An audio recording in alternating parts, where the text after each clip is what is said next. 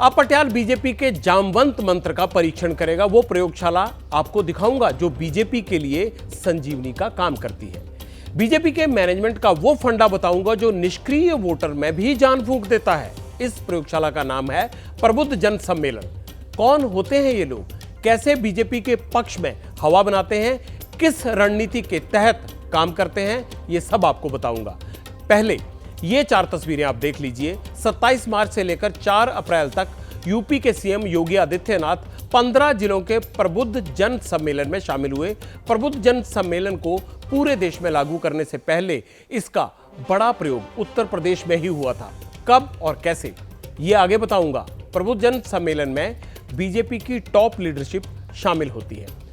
अब वो चाहे अमित शाह हो या पार्टी के राष्ट्रीय अध्यक्ष जेपी नड्डा, प्रबुद्ध जनों से मुलाकात को पीएम मोदी भी करते हैं। उनका भी ये मकसद रहता है कि प्रबुद्ध जनों को मिले, बस उनका तरीका थोड़ा अलग होता है। वो तरीका भी आपको आगे समझाऊंगा, लेकिन पहले आप प्रबुद्ध जन सम्मेलन में बीजेपी का मुद्दा क्या होता है वो सुनिए।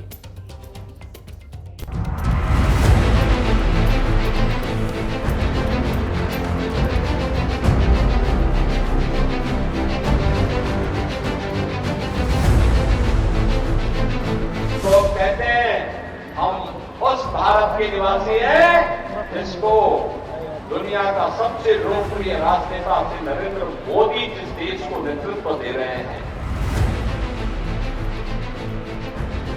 इसके प्राइम मिनिस्टर मोदी जी ने आज राजनीति की परिभाषा को बदल दिया।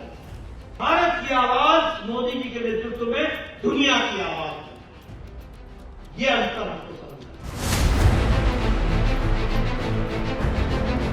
जिसमें नौजवान के हाथ को कार्य होगा, हर खेत को पानी होगा, हर व्यक्ति हर परिवार के लिए उसकी जरूरत की आवश्यकताएं उसके घर तक उपलब्ध होंगी। एक सुरक्षित माहौल में पूरे देश के अंदर उत्सव जैसा माहौल होगा। मोदी जी ने 10 ही साल के अंदर चारों नासूरों को समाप्त कर जातिवाद, परिवारवाद, भ्रष्टाचार और तुष्टीकरण की जगह पॉलिटिक्स ऑफ परफॉर्मेंस का स्थापना किया। यहाँ के निवेश का वातावरण देश के अंदर जो मोदी जी ने बनाया, उसी का परिणाम है कि आज यहाँ पे एक से एक बड़े से बड़े कार्य हो रहे हैं। 27 तक मोदी जी को तीसरा कार्यकाल दीजिए। तीसरे कार्यकाल के प्रथम 3 वर्ष में ही भारत को तीसरी बड़ी अर्थव्यवस्था के रूप में मोदी जी का नेतृत्व स्थापित करेगा।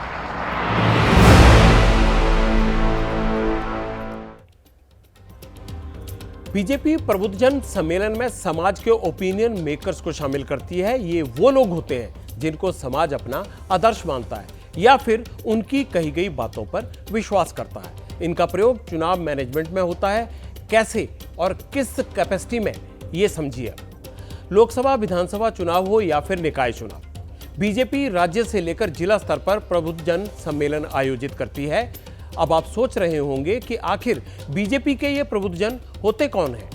इनमें किसी भी शहर के डॉक्टर, इंजीनियर, वकील, लेखक, शिक्षक, प्रोफेसर, चार्टर्ड अकाउंटेंट और शहर के बड़े व्यापारियों को शामिल किया जाता है। इन लोगों को क्या काम सौंपा जाता है?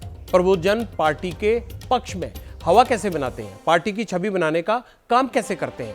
वोटर को पार्टी से जोड़ने का काम भी प्रबुद्ध जन को ही सौंपा जाता है। सबसे बड़ी बात यह है कि वोटिंग वाले दिन वोटर को बूथ तक पहुंचाने का काम भी प्रबुद्ध जन ही करते हैं। इस एक्सरसाइज के महत्व और जरूरत को समझने के लिए मैं आपसे एक सवाल पूछना चाहता हूं। क्या आप जानते हैं हमारे देश में कितने करोड़ लोग ऐसे हैं जो वोट नहीं डालते हैं? पता है आपको? चलिए मैं बताता हूं। चुनाव आयोग के मुताबिक हमारे देश में 97 करोड़ रजिस्टर्ड वोटर हैं, जिनमें से करीब 30 करोड़ वोटर निष्क्रिय हैं, मतलब जो मतदाता वोट नहीं डालते। यहां निष्क्रिय वोटर की बात करना इसलिए जरूरी हो जाता है क्योंकि साल 2019 के लोकसभा चुनाव में ग्रामीण इलाकों में 68% गरीबों ने वोट डाला था, शहरों में 55% गरीबों ने वोट किया था। अगर मिडिल क्लास की बात करें तो ग्रामीण इलाकों में 72 और शहरी इलाकों में 68% ने मतदान किया था। वहीं ग्रामीण इलाकों में 69% और शहरी इलाकों में 70% अमीरों ने मतदान किया था। अब जो बच गए उन्हीं निष्क्रिय मतदाताओं को बूथ तक पहुंचाने का काम ये प्रबुद्धजन करते हैं, उनके जिम्मे सौंपा है बीजेपी ने। इन्हें इनकी शक्ति का एहसास कराया जा रहा है और यही बीजेपी का जामवंत मंत्र है। सवाल है, क्या 303 सीट से 370 सीट तक पहुंचने के लिए प्रबुद्धजन कोई बड़ी भूमिका निभाएंगे? भारतीय जनता पार्टी ऐसे प्रभावी मतदाताओं को, जो केवल मतदाता नहीं है बल्कि ओपिनियन मेकर हैं, लोगों के मत को तय करने का काम करते हैं, वो प्रबुद्ध है। अलग अलग प्रकार की ऐसी भूमिकाएं निभाने वाले जो केवल अपना मत नहीं बल्कि अन्य संख्या में कई सारे लोगों का मत प्रभावित करते हैं, ऐसे प्रबुद्ध मतदाताओं के बीच में भारतीय जनता पार्टी लगातार वैचारिक मुद्दों को लेकर के जा रही है कि क्या भारतीय जनता पार्टी के आने से परिवर्तन हुआ है, एक वोट से क्या बदलाव हुआ है, लोकतंत्र में वोटर्स की क्या भूमिका होनी चाहिए। इन बातों को लेकर के पार्टी के वरिष्ठ नेता ऐसे प्रभावी मतदाताओं के साथ, प्रबुद्ध मतदाताओं के साथ लगातार संवाद कर रहे हैं और इसका भारतीय जनता पार्टी को एक बड़ा लाभ होता है। चुनाव में मतदान का प्रतिशत बढ़ाना बड़ी चुनौती होती है। बीजेपी जैसे दलों की सफलता में बढ़े हुए मत प्रतिशत का अहम योगदान होता है। हर बार चुनाव में बीजेपी नए वोटरों को जोड़ने का काम करती है, वोटरों को बूथ तक लाना, और इस पूरी प्रक्रिया में बड़ी भूमिका होती है जो पन्ना प्रमुख होते हैं। अभी तक आपने बूथ प्रमुख सुना होगा, पेज प्रमुख सुना होगा, लेकिन इसी लिस्ट में एक नाम प्रबुद्ध जनों का भी जोड़ दीजिए, क्योंकि ये ऐन मौके पर चुनाव की हवा बदलने में खासी भूमिका अदा कर सकते हैं। थोड़ी देर पहले मैंने आपको बताया था कि सीएम योगी 27 मार्च से लेकर 4 अप्रैल तक 15 जिलों के प्रबुद्ध सम्मेलनों में शामिल हुए थे। दरअसल प्रबुद्ध सम्मेलन बीजेपी के लिए ताजा प्रयोग नहीं है। प्रबुद्धजन सम्मेलन कैसे यूपी में बीजेपी की प्रयोगशाला का हिस्सा बने, अब आपको ये मैं विस्तार से समझाता हूँ। साल 2022 के विधानसभा चुनाव से पहले बीजेपी ने यूपी के हर जिले में प्रबुद्ध सम्मेलन कराया। इस चुनाव में बीजेपी को 403 में से 255 सीटों पर जीत मिली। साल 2023 के नगर निकाय चुनाव पर भी प्रबुद्ध सम्मेलन का बड़ा असर पड़ा था। बीजेपी ने 17 मेयर, 88 नगरपालिका अध्यक्ष और 191 नगर पंचायत अध्यक्ष चुनाव जीते थे। प्रबुद्धजन सम्मेलन में मुख्यमंत्री, उप मुख्यमंत्री, केंद्र सरकार के मंत्री, सांसद, दर्जा प्राप्त राज्य मंत्री, विधायकों को संबोधन के लिए बुलाया जाता है। प्रबुद्धजन इन नेताओं का भाषण सुनते हैं और फिर स्विंग वोटर को पार्टी से जोड़ने के लिए मेहनत करते हैं। इस बार यूपी की 80 लोकसभा सीटों पर कमल खिलाने के लिए भी बीजेपी ने बड़ी तैयारी कर रखी है। क्या प्रबुद्धजनों की भूमिका इस बार भी अहम रहेगी? प्रबुद्धजन सम्मेलन के इसीलिए बीजेपी इस बार पूरी तैयारी कर रही है। यूपी के उदाहरण के जरिए आप पूरे देश में बीजेपी की इस चुनावी तैयारी को समझ सकते हैं। प्रबुद्धजन सम्मेलन के लिए पूरे यूपी में 27,000 शक्ति केंद्र यानी सेक्टर बनाए गए हैं। हर शक्ति केंद्र में 8 बूथ आते हैं। यूपी में बीजेपी के 1,63,000 बूथ हैं। हर सेक्टर पर 100 से 150 प्रबुद्धजनों को सम्मेलन में शामिल करने का टारगेट दिया जाता है। लेकिन अगर विधानसभा के हिसाब से बात करें तो करीब 2,000 प्रबुद्ध लोगों को सम्मेलन में लाने का टारगेट होता है। सम्मेलन में नेताओं को सुनने वालों की भीड़ भी होती है, इसीलिए प्रबुद्ध लोगों की मार्किंग अलग से होती है। बीजेपी ने इस पूरे सिस्टम को टेक्नोलॉजी से भी जोड़कर रखा है। प्रबुद्ध वर्ग के संदेश को घर घर पहुंचाने के लिए व्हाट्सएप ग्रुप बनाए गए हैं। लोकसभा चुनाव के लिए बीजेपी के 8 लाख व्हाट्सएप ग्रुप एक्टिव हैं। करीब 2 करोड़ यूजर्स इन व्हाट्सएप ग्रुप से जुड़े हुए हैं। व्हाट्सएप के टाई अप करके बीजेपी ने ये सिस्टम बनाया है। पूरा व्हाट्सएप से टाई अप करके इनको कैसे जोड़ना है, कैसे इस चेन को लंबा करना है, ये सिस्टम बनाया है। इलाके के हिसाब से सॉफ्टवेयर की मदद से ग्रुप में जा रहे कंटेंट की मॉनिटरिंग भी की जाती है। ग्रुप में केंद्र सरकार की योजनाएं, पीएम मोदी के भाषण क्लिप्स, 400 पार वाला नारा, सब कुछ शेयर किया जाता है। हर सेकंड ग्रुप में 5 से 7 मैसेज आते हैं। हर 3 लोकसभा में मॉनिटरिंग के लिए एक कॉल सेंटर भी बनाया गया है। इसीलिए मैं कह रहा था कि टेक्नोलॉजी का इन्होंने पूरा इस्तेमाल किया है। हर प्रबुद्धजन सम्मेलन में कांग्रेस यानी माफ कीजिएगा केंद्र की योजनाएं, मोदी की गारंटी, सरकार की नीति, पॉलिसी सब कुछ बताया जाता है और यह भी बताया जाता है कि कैसे अपनी विरोधी पार्टियों या विपक्षी पार्टियों के मुद्दों को लेकर उनका किस तरह से उनको गलत ठहराना है या उनमें जो त्रुटियां होती हैं उनको हाईलाइट करना है, ताकि समाज का प्रबुद्ध वर्ग इन योजनाओं को मतदाताओं तक पहुंचा सके, यानी अपनी अच्छाई और दूसरी पार्टियों की या विरोधी पक्षियों की बुराई को कैसे आम जन तक पहुंचाना है। लेकिन यहां बड़ा सवाल यह है कि वोट बढ़ाने के लिए की जा रहे प्रबुद्ध सम्मेलन कितने सार्थक होते हैं। ये जानने के लिए पटियाल ने चुनावी प्रक्रिया और रणनीति के जानकार प्रोफेसर संजय कुमार से बात की। स्विंग वोटर वो वोटर हैं जो किसी एक खास पार्टी के साथ लंबे समय तक जुड़े नहीं रहते। पहले के चुनाव में ऐसे वोटरों की तादाद थोड़ी बड़ी होती थी।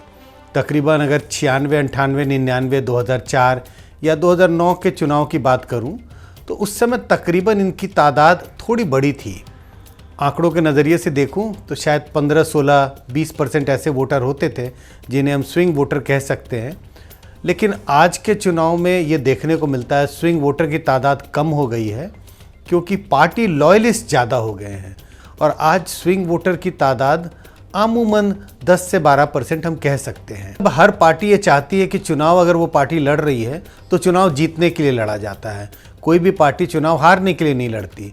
पार्टी की अलग अलग स्ट्रैटेजी होती है, रोड शोज़ किए जाते हैं, बड़े बड़े सभाओं का आयोजन होता है, घर घर जाके प्रचार किया जाता है।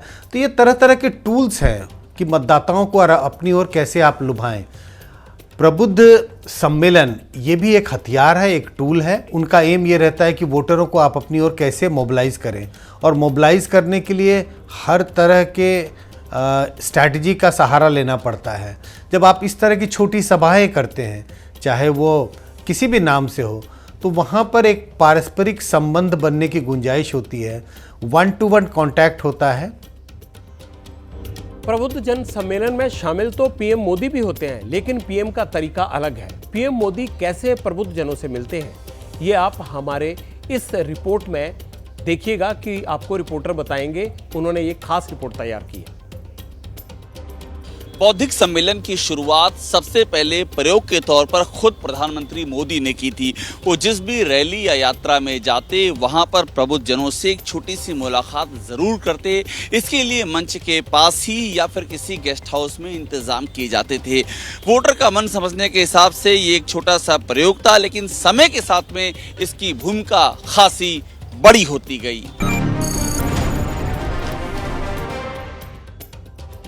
बीजेपी की चुनावी रणनीति के बारे में कहा यह जाता है कि वो विक्ट्री मार्जिन का मैनेजमेंट करती है, मतलब हार जीत के फैसले में अहम भूमिका निभाने वाले स्विंग वोट को मैनेज करती है, उन्हें अपने पक्ष में करती है, उनको घर से निकालकर वोटिंग बूथ तक लेकर जाती है। इस तरह से वो हर बार एक नया वोटर वर्ग टारगेट करती है, उसे अपने साथ जोड़ती है। इसमें समाज के प्रतिष्ठित लोगों का कैसे इस्तेमाल होता है, ये आपने आज देख लिया। चुनाव पर ऐसी जानकारी आपको कोई और नहीं देगा, इसीलिए चुनाव आप पटियाल के साथ ही देखिएगा। जैसे ही घड़ी का काटा दोपहर 2:30 पे आए, बबीता जी का दिल सास बहू साजिश के लिए मचल जाए। और ये है इनकी बहू, पूरे दिन ऑफिस की टेंशन हो जाए गॉन जब ये करें अपना फेवरेट शो फ्री टाइम पे ऑन। इनकी तरह आप भी देखिए अपना फेवरेट शो अपने टाइम पर और डाउनलोड कीजिए एबीपी लाइव ऐप अपने स्मार्ट टीवी पर।